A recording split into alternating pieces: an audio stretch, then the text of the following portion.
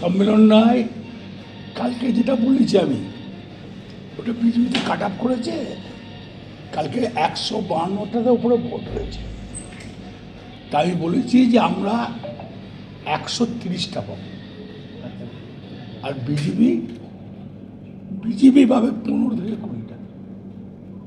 সেটা ওরা বলছে নাকি তৃণমূল পাবে, আমি অন্য অন্য জায়গায় আপনার ভয়েসটাকে এডিট করে এরকম এটা করা হয়েছে, তাই ওটা পাগল ছাগল বলে যা হয় আর কি।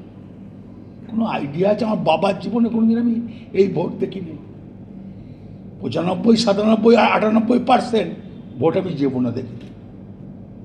সবসময় জানবেন 10% ভোট কোনোদিন পড়ে না, সেটা কাল পড়েছে। এবারের ভোট ডাকতে হয়নি, যে আসুন ভোট দিন বলতে হয়নি। যারা পরিযায়ী শ্রমিক বাইরে যায়, 10,000 থাকলে 3,000 আসে, 7,000 আসে না, সবাই চলে এসেছে। এটা কি এসআইআর আতঙ্কে? 100 বার মমতা ব্যানার্জির জন্যে। মমতা ব্যানার্জি এসআরে যা করেছে, তৃণমূল দল যা করেছে, বিহারও 2 কাদের ছিল? তৃণমূলের। ব্লকে নিয়ে গেছে, বয়স্ক লোকরা কারা নিয়ে গেছে? তৃণমূল নিয়ে গেছে। সুপ্রিম কোর্ট কে গেছিল? অভিষেক আর দিদি গেছিল। 240টা সিট পাবো, আজ বলে রাখলাম।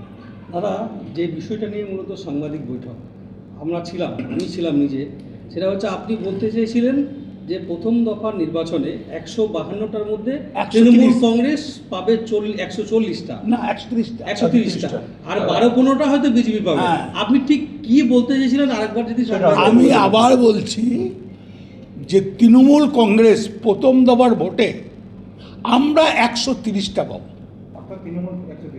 তৃণমূল 130টা পাবে, আর বিজেপি পেলে দাদা বিজেপি বলছে 200 পার করে দেবো। দাঁড়া 215টা,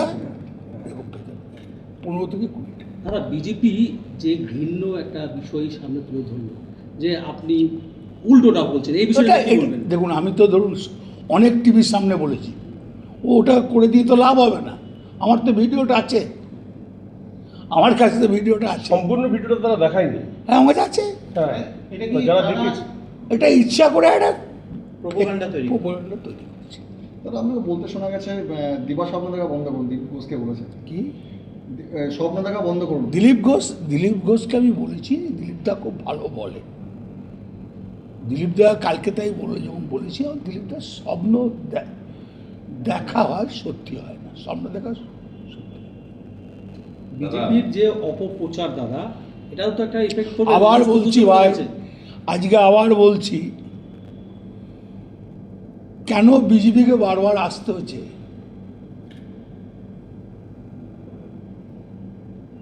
আমি বোধহয় বীরভূমের সব থেকে হায়েস্ট ভোট জিতব নলাটে। এই যে বারবার কেন্দ্রের বিভিন্ন প্রধানমন্ত্রী থেকে স্বরাষ্ট্রমন্ত্রী সকলেই আসছে, দেখুন, সে আসতেই পারে, তাদের দল আছে, তারা আসতে। কিন্তু পশ্চিমবাংলার জন্য কি করেছে?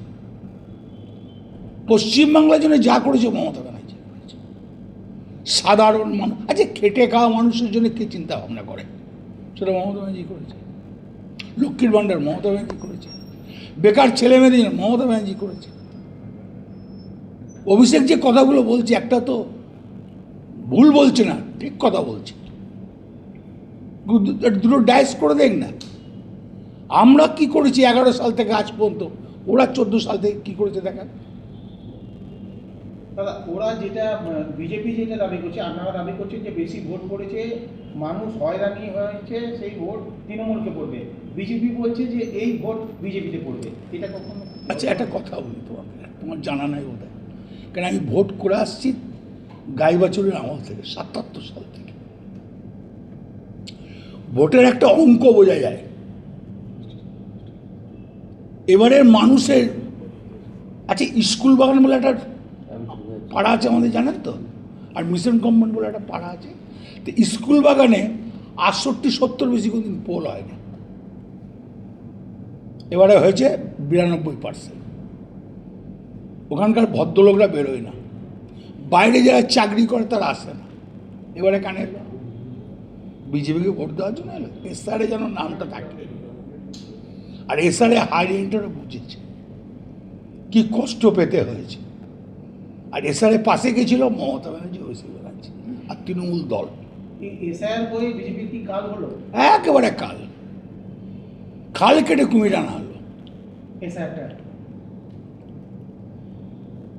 দাদা এত বিপুল পরিমাণ এই যে ভাই আমি আজকে বলে রাখলাম, আগে বলছিলাম হুম। যে 230 থেকে 235, অভিষেক কিন্তু একবার বলেছে 250 বলেছে, সেটাও হতে পারে।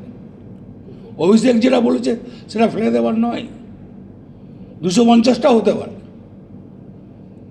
তাহলে কি বিজেপি ধুয়ে মুছে সাফ হয়ে যাবে? একবারে সাফ হয়ে যাবে ইলেকশন। দাদা, প্রধানমন্ত্রী কোথাও ঝালমুড়ি খাচ্ছে, আবার কোথাও গম খাইছে। সেটা ধরুন খাবার জিনিস কোনো জায়গায় খেতেই পারে, এখানে কিছু বলার নেই। সেটা আমুদ আলী কোনো জায়গায় দাঁড়িয়ে সুসামুড়ি খায়, কিনে খেতে পারে। আজকে গঙ্গাপক্ষে বেড়াতে গিয়েছিলেন সকালে। আর যেতেই পারে, তার গঙ্গা ভালো লাগলে নিশ্চয়ই যাবে। গঙ্গা মা এখানে সবাই যায়, উনিও পেয়েছেন। দাদা আপনি বলছেন ধুয়ে মুছে সাফ হয়ে যাবে, সেক্ষেত্রে দ্বিতীয় স্থানে কে থাকবে? দ্বিতীয় স্থানে কোন দল থাকবে? বিজেপি থাকবে। ধরুন যদি আমরা 150টা পাই, তো এখন তো 44টা রইল। কংগ্রেস কটা পাবে? সিপিএম মানে এটা কথা প্রথম বলতে দফা পারবে না বলছেন, বলছে। এটা প্রথম দফা পরিসংখ্যান বলছেন। না প্রথম নয়, 200। পুরো ইলেকশন আমরা যদি 240টা পাই, তাহলে কটা থাকলো? পুরো থাকলো আপনার 54টা। সিপিএম কে খাতা খুলতে পারবে না? সিপিএম খারাপ করতে পারে। একটা বীরভূমে 11টা বিধানসভা কিন্তু আপনি বলেন নলহাটি সবচেয়ে বেশি জিততে পেরেছে। 100 ভাগ। বাকি 10গুলো কেন বাকি 10টা আছে। আমি কেন বললাম? সব থেকে বেশি ভোট হয়েছে। হ্যাঁ, হায়েস্ট বলে। বাকি 10টা আপনার প্রেডিকশন কিরকম? দেখুন আমি যেমন মৌরেশ্বর 30-35-এ জিতব, সাইতিয়া ও 35-এ জিতব, বোলপুর 60, সিউড়ি 20 থেকে 22। বোলপুরও তো 90-এর উপর ভোট হয়েছে। আমি বললাম 60টা কম নাকি, 60,000 কম নাকি লিড দেওয়াটা? শহরে কি একটা লিড বাড়বে দাদা বোলপুরে? শর্ট লিড দেবে এবারে। দাদা, প্রথম দফা ভোটে আপনার বাণী ছিল রয়্যাল বেঙ্গল টাইগার, দ্বিতীয় দফা ভোটে কি থাকবে? আরে গোটা তো রয়্যাল বেঙ্গল টাইগার তো শুধু প্রথম দফাতে নয়, উত্তরবঙ্গ আর বীরভূম আর মুর্শিদাবাদ তো রয়্যাল বেঙ্গল টাইগার নয়, গোটা বেঙ্গল কেটাকে নিয়ে রয়্যাল বেঙ্গল টাইগার। তিনজনই বেঙ্গল। হ্যাঁ, তা মেরে দিয়েছে, পাল্লা আছে সব দূর করে। বাঘের উপরে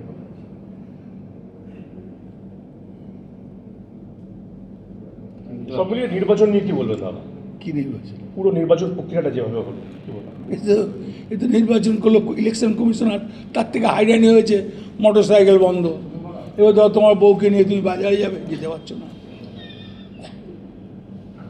তোমার বাচ্চাটাকে নিয়ে কোনো জায়গায় যাবে, যেতে পারছো না।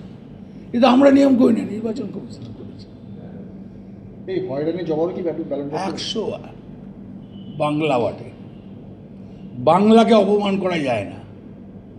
বাংলা যে মহা বুদ্ধিমানের জায়গা, বাংলার গুণীমানী লোকরা থাকে। দাদা, এবং দেশ স্বাধীনতা করার সময় আপনারা জানেন আমাদের রাজধানী ছিল কলকাতা, ভারতবর্ষে। বাংলার ভয়ে তুলে নিয়ে গেছিল দিল্লিতে ব্রিটিশ সরকার। এইটাই হচ্ছে বাংলা। বিজেপি নেতারা বলছে 200 সিট পাবে বিজেপি, এটা নিয়ে কি বলবেন? 200 সিট পেলে একদিকে আমি বোলপুরটা ঘুরে দেবো। তার 4 তারিখ কি গান বাজবে, রবীন্দ্রসঙ্গীত না নিজে? না, রবীন্দ্র বাংলার ওই ঐতিহ্য নষ্ট করা যাবে না। নজরুল, রবীন্দ্র। ওই স্কুলে আমি হেডমাস্টার ছিলাম।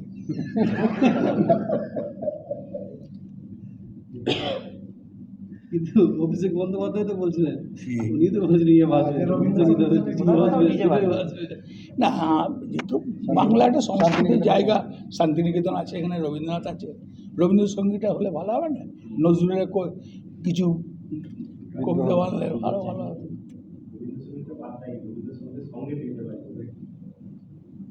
ঠিক আছে, প্রচুর করে দিয়েছে। 8 মিনিট